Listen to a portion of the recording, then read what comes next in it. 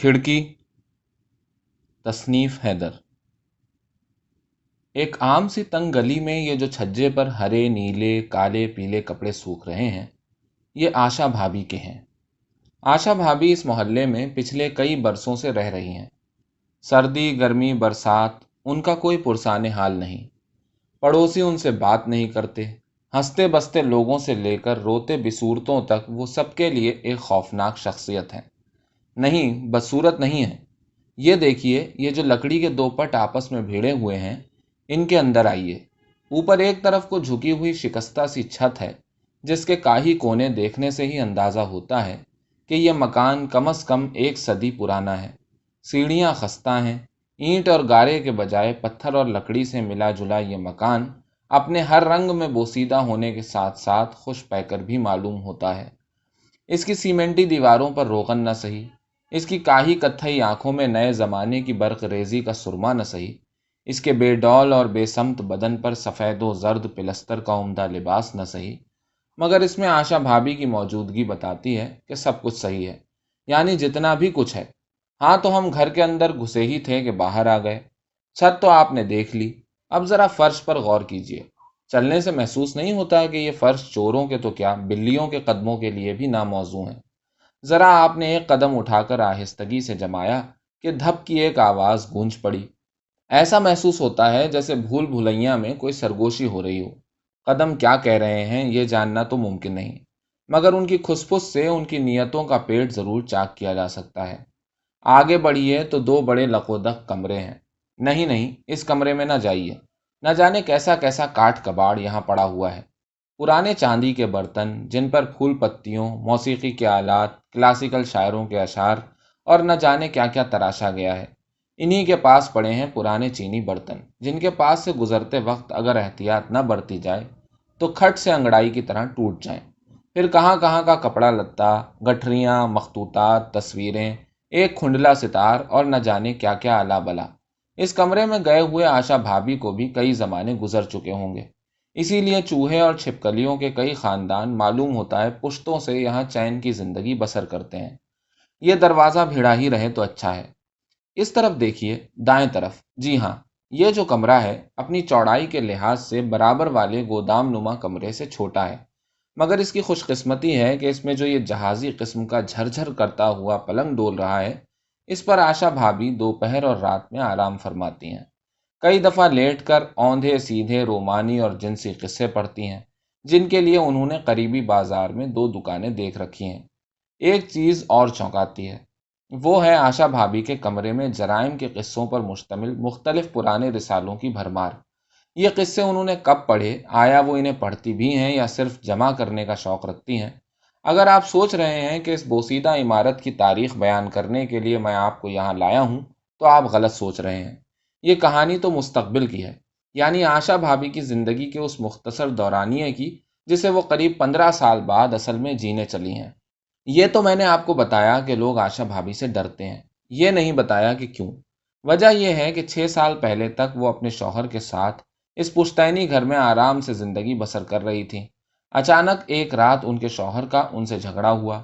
محلے والوں نے اس سے پہلے کبھی نہ دیکھا تھا کہ آشا بھابھی پر ان کے شوہر رات گئے ایسے گرج برس رہے ہوں، بلکہ بازار اور پڑوس کے لوگوں کا عام طور پر یہی تجربہ تھا کہ وہ اپنی بیوی سے دبتے ہیں۔ کچھ لوگوں کا کہنا تھا کہ آشا بھابھی کے پیر کا انگوٹھا چونکہ ان کے شوہر کے انگوٹھے سے بڑا ہے، اس لیے وہ فطری طور پر منہ زور ہیں۔ غصہ کس بات پر تھا، یہ بات اہم نہیں ہے۔ اہم بات یہ ہے کہ آشا بھابھی کو مارنے کوٹنے کی آوازیں بھی آنے لگیں۔ پڑوس کے 2 شریف زادوں نے آپس میں مشورہ کیا کہ دروازہ کھٹکھٹا کر بات کا پتہ لگانا چاہیے، مگر ابھی وہ پاجاموں میں پاؤں ڈال ہی رہے تھے کہ شور بند ہو گیا۔ کچھ دیر تک ادھر ادھر چیمگوئیاں ہوتی رہیں، مگر بات ختم ہو جانے کی وجہ سے پوچھ تاچھ کے سلسلے کو صبح کے کاندھوں پر ٹانگ کر لوگ لمبی تان کر سو گئے۔ مگر جب صبح آنکھ کھلی تو یہ جان کر بھونچکا رہ گئے کہ آشا بھابھی کے شوہر کی لاش پولیس کی موجودگی میں نکالی جا رہی ہے۔ کہیں کوئی خون وون کے آثار نہ تھے، اور بات کی تفتیش میں معلوم بھی یہی ہوا کہ شوہر صاحب دل کا دورہ پڑنے کی وجہ سے دنیا سے سدھار گئے ہیں، لیکن آس پاس کے لوگوں نے آشا بھابھی کو اس کا قصوروار ٹھہرا دیا۔ ان کی نظروں میں وہ ایک قاتل عورت تھی۔ رات کو جو لوگ ان سے ہمدردی رکھتے تھے صبح وہی ان کے مخالفین میں تبدیل ہو گئے۔ 1 ڈیڑھ مہینے میں مشورے ہونے لگے کہ کس طرح آشا بھابھی کے محلے میں رہنے کی وجہ سے وہ ہر وقت دہشت میں رہتے ہیں۔ مائیں اپنے بچوں کو آشا بھابھی کے گھر کے نزدیک بھی نہ جانے دیتی تھیں۔ رفتہ رفتہ آشا بھابھی کا گھر بھوت بنگلے کے نام سے مشہور ہو گیا۔ محلے کے دکاندار بھی ان سے کترانے لگے۔ وہ سودا سلف لینے جاتی تو مرد انہیں دور سے دیکھ کر اپنی بیویوں بیٹیوں کو آگے کر دیتے، جو کہ ان سے معذرت کر لیتی۔ آشا بھابھی پر پڑنے والی اس مصیبت نے انہیں خود بھی علیحدگی پسند بنا دیا۔ وہ نفسیاتی طور پر کچھ متاثر بھی ہوئیں۔ بعض دفعہ انہیں اپنی بالکنی میں کھڑے ہو کر لوگوں کو چیخ چیخ کر اپنے ہونے کا اعلان کرتے دیکھا گیا۔ راتوں کو وہ کئی دفعہ اپنے ہی محلے میں ٹہلتی ہوئی نظر آتی۔ انہیں دیکھ کر کچھ ڈرپوک قسم کے نوجوانوں کی گگیاں بھی بن چکی تھیں، مگر رفتہ رفتہ انہوں نے اپنی قسمت کو قبول کر لیا۔ انہوں نے اس محلے کو عدم آباد تصور کر کے پڑوس کے بازار سے رشتہ جوڑ لیا، جہاں ان کے بارے میں اڑتی اڑتی الٹی سیدھی خبریں ضرور پہنچتی تھیں، مگر ان کا اثر آشا بھابھی کی زندگی کے معمولات کو روک پانے میں ناکام تھا۔ وہ سودا سلف لاتی، وقت کاٹنے کے لیے انہوں نے رسالوں اور کتابوں سے ناتا جوڑ لیا تھا۔ آشا بھابھی کی زندگی کے بارے میں اتنا کچھ جان لیا، مگر ابھی تک آپ نے ان کا حلیہ نہ پوچھا۔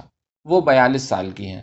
42 سال میں عام طور پر ہمارے یہاں کی عورتیں بے ڈول ہو جاتی ہیں، ان کے پیٹ نکل آتے ہیں، رنگ گہرا ہو جاتا ہے، ان کے باتونی پن میں اضافہ ہو جاتا ہے، روڑھا اور زندگی کا اکہرا پن انہیں بے حد بور اور بے رنگ بنا دیتا ہے۔ مگر آشا بھابھی کے ساتھ ایسا نہیں ہوا۔ ان کی جوانی گویا کسی ساتوں پردوں میں چھپے ہوئے بھنورے کے کسی پر میں موجود تھی، اور جب تک وہ پر نہ ٹوٹتا معلوم ہوتا تھا ان کے حسن کا بال بیکا ہونا ممکن نہیں ہے۔ محلے کے کئی لڑکے اس تمام تر خوف اور دہشت کے باوجود دل میں ان کے لیے حسرت پالے بیٹھے تھے۔ ان کا رنگ تو سانولا تھا، مگر پیشانی کشادہ تھی، بال ایسے جیسے کسی ریشمی تھال سے اتارے گئے تازہ گھنے کالے دھاگے ہوں۔ بال کیا تھا، بالی تھی، پسلیوں سے ہنسلیوں تک ایک ایک عضو جیسے دعوت نظارہ دیتا معلوم ہوتا تھا۔ کمر کا لوچ، گردن کی چکناہٹ، شانوں کی چمک، سینے کی ابلی ہوئی 2 تنی ہوئی پھانکیں، جہاں سے جس کی نظر پڑ جائے وہ حیران رہ جائے۔ کبھی کبھی جب وہ پیٹھ کو نمایاں کرتی ہوئی جھمجھم ساڑی میں بازار سے پلٹ رہی ہوتی تو دیکھنے والی نگاہیں بڑی دور تک ان کا تعاقب کرتیں۔ ایسا نہیں تھا کہ وہ ان باتوں سے بے خبر تھیں، مگر جنس کی پجاری نہیں تھیں۔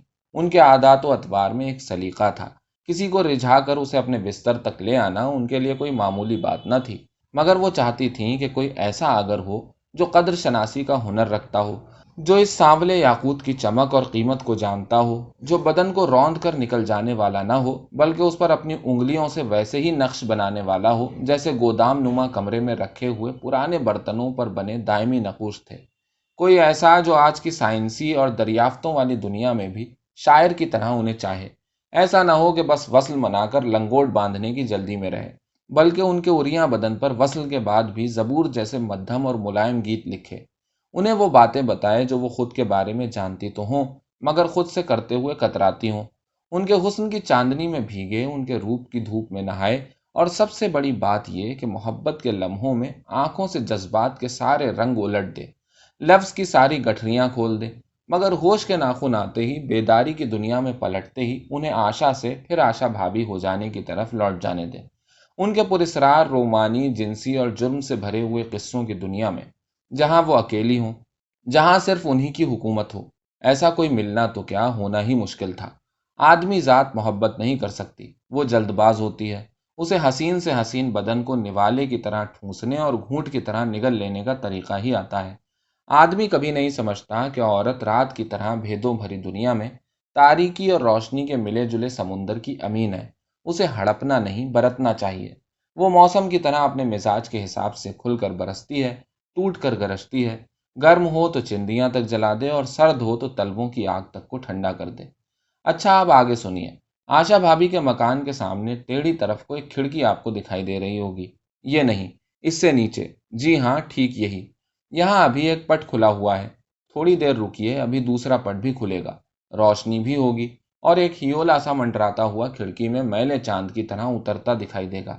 یہ منظر آشا بھابھی اپنے گھر کے کچن سے پچھلے 4 دنوں سے دیکھ رہی ہیں۔ کوئی ہے جو انہیں ٹھیک اسی وقت دودھ ابالتے ہوئے دیکھتا ہے۔ آشا بھابھی اس سے پہلے تو دودھ کے ابلنے تک دوسرے کام نمٹا لیا کرتی تھیں، مگر 4 دن سے، یعنی جب سے کسی کے دیکھنے کا گہرا احساس ان کی آنکھوں میں سمایا ہے، وہ دودھ ابلنے تک یہیں کھڑی رہتی ہیں۔ ایک دو دن انہوں نے ان نگاہوں کی تپن کو اپنے چہرے اور بدن پر محسوس تو کیا، مگر اچھی طرح نگاہیں اٹھا کر وہاں نہ دیکھا۔ مگر کل شام ان سے نہ رہا گیا۔ انہوں نے دیکھا کہ اس کھڑکی میں سے ایک لڑکا، جس کی عمر کا اندازہ اتنی دور سے ٹھیک ٹھیک کرنا مشکل تھا، انہیں دیکھ رہا ہے۔ آشا بھابھی کو 4 دن بعد یہ کھیل اچھا لگنے لگا۔ وہ اب ٹھیک اسی وقت دودھ ابالنے آتی۔ لڑکے کے خطوط نمایاں نہ ہونے کے باوجود محسوس ہوتا تھا کہ وہ قبول صورت ہے۔ مگر جو بات سب سے بڑی تھی وہ یہ کہ جتنی دیر آشا بھابھی وہاں کھڑی رہتی، وہ انہیں دیکھتا رہتا۔ اس کے باوجود کہ دونوں کی نگاہیں مل رہی تھیں، مگر اس کی آنکھوں میں آشا بھابھی کے لیے کوئی خوف نہ تھا۔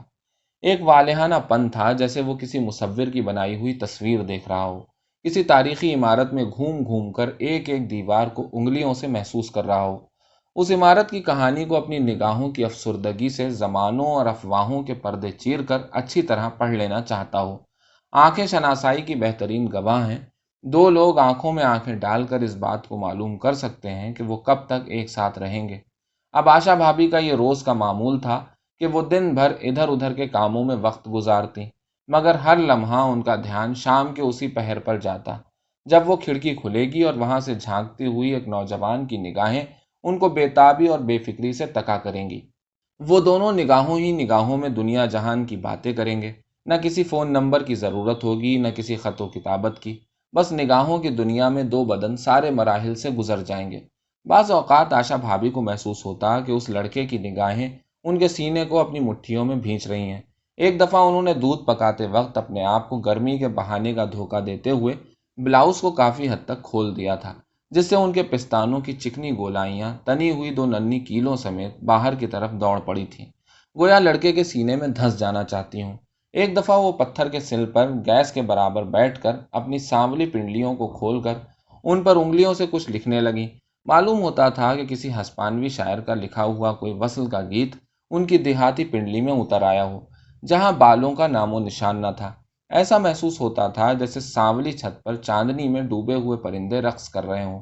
دن بدن آشا بھابھی کی بےتابی بڑھتی جا رہی تھی۔ وہ اس لڑکے کے بارے میں جاننا چاہتی تھی۔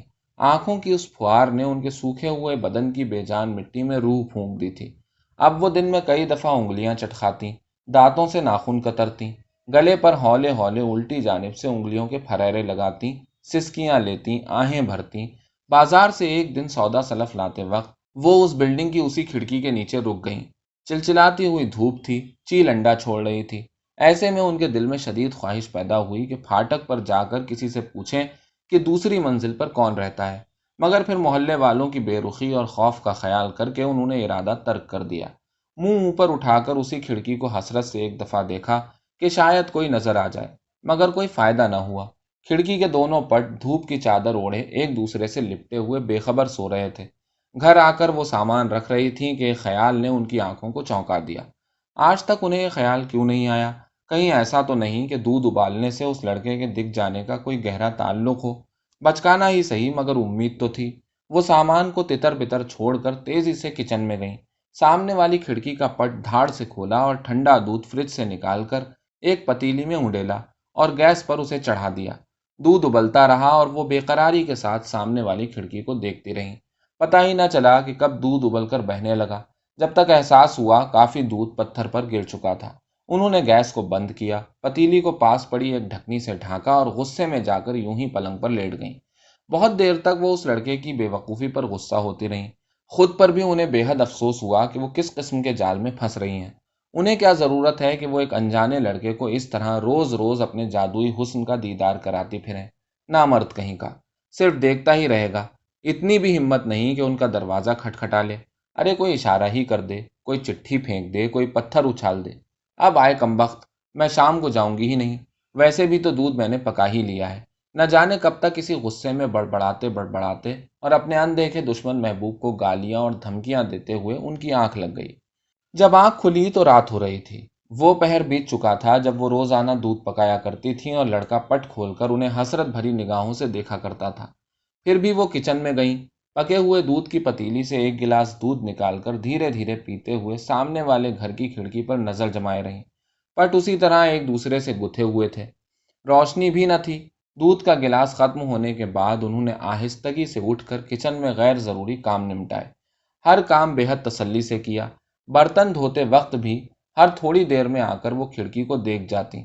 बहरहाल मजबूर होकर रात गए उन्होंने अपनी खिड़की को ढुलकाया और दिन का लाया हुआ सामान तरतीब से लगाकर एक जिनसी किस्सा पढ़ने लगी। किस्सा इतना दिलचस्प था कि उनकी थरथराती उंगलियां कब नाव के नीचे पहुंचकर शोर मचाने लगीं, खुद उन्हें भी एहसास न हुआ। थोड़ी देर में किताब एक तरफ पड़ी थी और आशा भाभी के बदन से सामने वाली बिल्डिंग का वही लड़का लिपटा हुआ था। वो उनके वजूद में जम होता जा रहा था। एक तरफ दूध उबल रहा था और उसके उबाल के साथ ही गर्म गर्म भाप की रस्सियों पर सांसों और सिसकियों के गैर मौजूद परिंदे बैठते, फड़फड़ाते और उड़ते जा रहे थे। लड़के के बाजुओं की मछलियां आशा भाभी की कमर को अजगर की तरह अपने अंदर लपेट रही थीं। मगरमच्छ की तरह मौत की चक्करबाजियां दिखा रही थीं। उनके बदन का हर एक रोंगटा लड़के की आंखों से निकलने वाले तेजाबी लुआब की चादर में धंसता जा रहा था, दबता जा रहा था।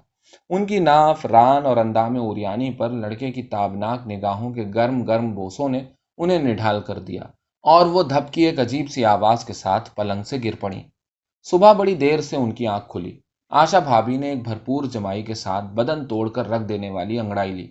वो खुले बालों और फटे लिबास के साथ बजाय वॉश बेसन पर जाने के किचन में आईं और हल्के से खिड़की के पट को उन्होंने उंगलियों से परे धकेला। चीखती हुई धूप मंजर पर बिखरी पड़ी थी। आसमान अपनी नंगी नीलाहटें लिए किसी बेशर्म बूढ़े बाप की तरह सूरज की नाफरमानी पर आंखें मूंदे औंधा लेटा था।